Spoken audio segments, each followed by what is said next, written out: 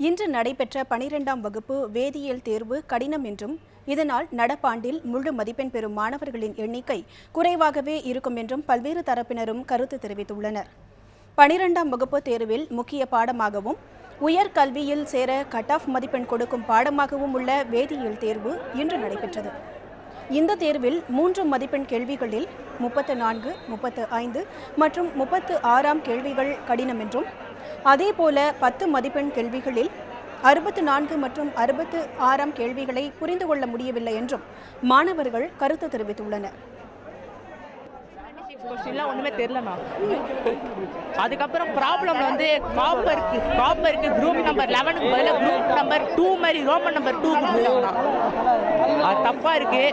டென்மார்க்ல uses of fluorine வந்து 64B வந்து கேட்கல.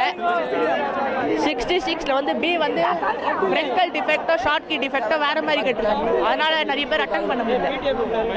பேப்பர் இருக்கிறதுலே ரொம்ப டஃப்னா இந்த வருஷம். வேதியியல் கேள்வித்தாள் கடினமாக இருந்ததால் இந்த ஆண்டு முழு மதிப்பெண் பெறும் மாணவர்களின் எண்ணிக்கை குறைவாகவே இருக்க வாய்ப்பு உள்ளதாக ஆசிரியர்களும் தெரிவித்துள்ளனர்.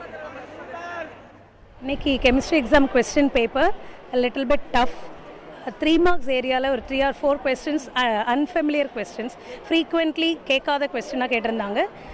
10 மார்க்கில் கூட 64, 66 கொஞ்சம் ட்விஸ்ட் பண்ணி கேட்டிருந்தாங்க, இன்டைரக்டாக கேட்டிருந்தாங்க. நம்பர் ஆஃப் சென்டம்ஸ் கொஞ்சம் குறை.